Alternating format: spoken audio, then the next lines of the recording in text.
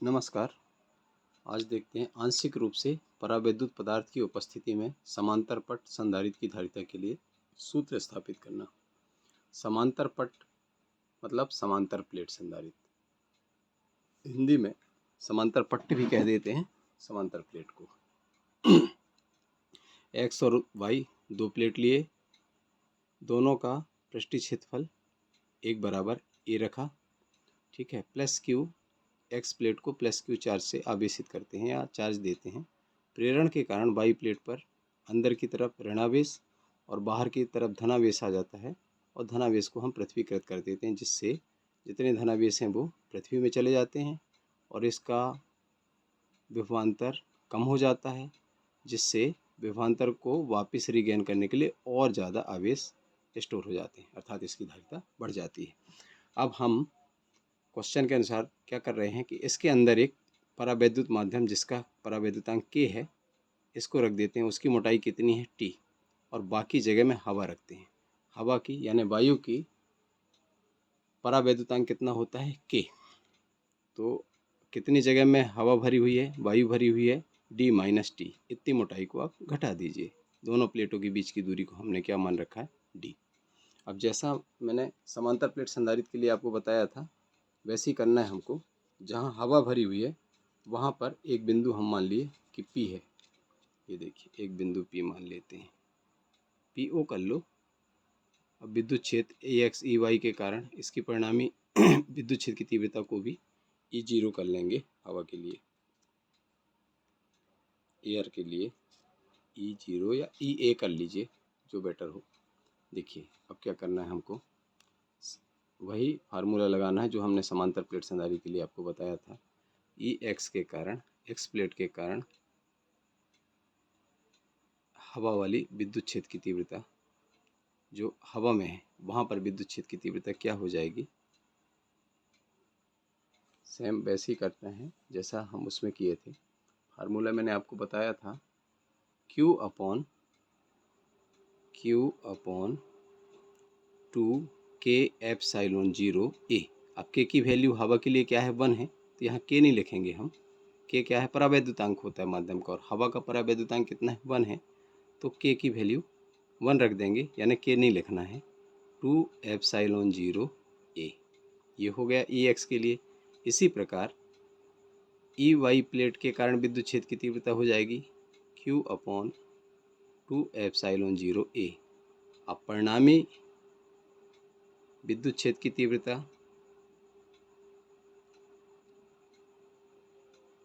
खाली जगह में जहाँ पर हवा भरी हुई है, तीव्रता वायु में, इसको आप E0 कर लीजिए।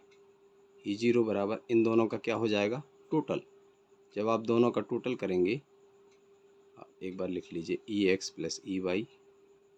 अगले स्टेप में आप दिखाइए, E0 बराबर क्या हो जाएगा, Q upon 2 epsilon 0 A plus Y की value Q upon 2 epsilon 0 A बराबर कितना हो गया, 2Q अपॉन 2 एप्सिलॉन 0 A। अब दो दो कैंसिल हो गए, तो फाइनली E0 बराबर क्या मिल गया हमको, Q एप्सिलॉन 0 A।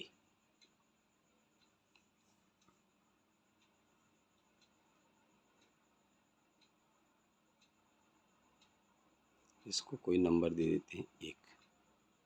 ये खाली जगह में जहाँ पर हवा भरी हुई है वहाँ पर विद्युत क्षेत्र की तीव्रता आ गई E0 EO, ठीक है। अब प्लेट के अंदर विद्युत क्षेत्र की तीव्रता निकालना है, तो वैसे ही होगा EXT लिख लीजिए, X प्लेट के कारण विद्युत क्षेत्र की तीव्रता। अब फार्मूला वैसे ही लिखना है, बस K रख देना है हमको, Q upon 2K epsilon 0 A, जहाँ पर K क्या है, अब जो आंशिक रूप से परावैद्युत पदार्थ है ना, उसका परावैद्युतांक है। इसी प्रकार वाई प्लेट के कारण विद्युत क्षेत्र की तीव्रता क्या हो जाएगी, EYT लिख लीजिए इसको, Q upon 2K epsilon 0 A। आप परिणामी निकाल दीजिए, परिणामी विद्युत क्षेत्र की तीव्रता कहाँ के लिए, परावैद्युत पदार्थ के अंदर परिणामी विद्युत क्षेत्र की तीव्रता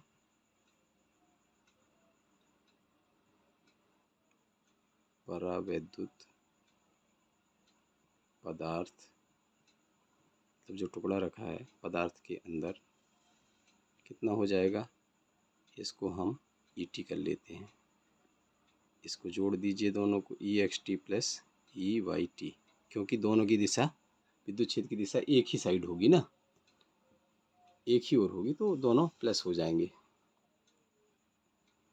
क्या मिल जाएगा हमको, ET बराबर, वैल्यू रख दीजिए उठा के, Q/2K epsilon 0A plus Q/2K epsilon 0A।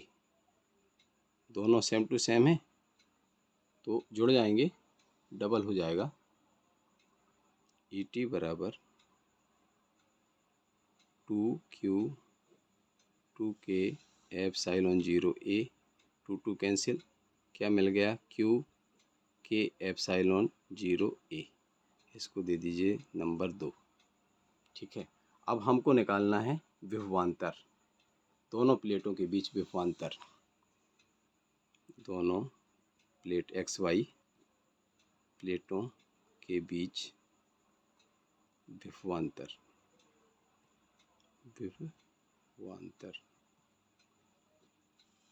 तो V बराबर क्या हो जाएगा, विद्युत क्षेत्र की तीव्रता कौन सी, हवा वाली, और कितने में हवा भरी हुई है, वो दूरी, इन दोनों का गुणा कर देंगे, गुणित कितने क्षेत्र में हवा भरी हुई है, D माइनस T में, ठीक ना। और ET किसका विद्युत क्षेत्र, परावैद्युत पदार्थ के अंदर, और परावैद्युत पदार्थ की मोटाई कितनी रखी है हमने, T, इसके साथ उसका गुणा कर दीजिए। अब देखिए विभवांतर मिल जाएगा। अब उठा के रख दीजिए, E0 की वैल्यू कहाँ से आ जाएगी, समीकरण 1 से, क्या है, Q एप्सिलॉन 0A, हवा के लिए epsilon 0A, D minus T plus Q/K epsilon 0A, समीकरण 2 से ET की वैल्यू रख दी मैंने, और मोटाई कितनी है, T, ये रख दी। अब देखिए दोनों पद में जो चीज़ कॉमन है वो आप कॉमन निकाल लीजिए अलग एक साइड, Q एप्सिलॉन 0A दोनों में कॉमन है, अंदर बच गया, इधर क्या बचा, पहले पद में T माइनस T, फिर प्लस है, अब इधर क्या बचा, Q निकाल लिया हमने, एप्सिलॉन 0 निकाल लिया, A निकाल लिया, अब ऊपर बच गया अंश में T और हर में K। ठीक, अब आपने विभवांतर निकाल लिया, अब संधारित्र की धारिता वाला सूत्र लगा दीजिए, C बराबर क्या होता है, Q/V, दिया गया आवेश बटे विभवांतर। हमने विभवांतर निकाल लिया है, अब हमको संधारित्र का सूत्र लगाना है, धारिता वाला, समांतर प्लेट संधारित्र की धारिता का सूत्र, तो संधारित्र का सूत्र के सूत्र C बराबर क्या होता है, Q/V, कौन सा Q, जो हम समांतर प्लेट अभी जिसको हल कर रहे हैं उसमें हम आवेश कितना दे रहे हैं, Q बटे विभवांतर V, इसमें आप V का मान रख दीजिए, C बराबर Q बटे, अब इसको रखिए, इसका कोई नंबर दे दीजिए 3, समीकरण 3 से आप V का मान उठा के इसमें रख दीजिए। देखिए Q D minus T plus T बटे K, ये हो गया। अब इसके बटे जो है वो कहाँ चला जाएगा, यहाँ डायरेक्ट लिख दूँ क्या, एक स्टेप और बढ़ा लेते हैं, चलिए, Q/एप्सिलॉन 0A, तो ये कहाँ आ जाएगा, इधर, अगले स्टेप पे लिख दीजिए आप, C बराबर Q बटे Q D minus T plus T बटे K। बड़ा कोष्टक इसलिए लगाया कि 3 पद हैं, लिखने में थोड़ा सहूलियत। एप्सिलॉन 0A कहाँ आ जाएगा, ऊपर। अब देखिए ये दोनों क्यू कट गए, मतलब धारिता हमको कितनी मिल गई, एप्सिलॉन 0A बटे D minus T plus T बटे K, ये हो गया। अब इसको धारिता का इकाई लिख दीजिए आप, क्या, ये रेट बन जाएगा। बहुत इजी है बहुत इजी है, बस थोड़ा सा कैलकुलेशन में जाता है बस। क्लियर? ओके।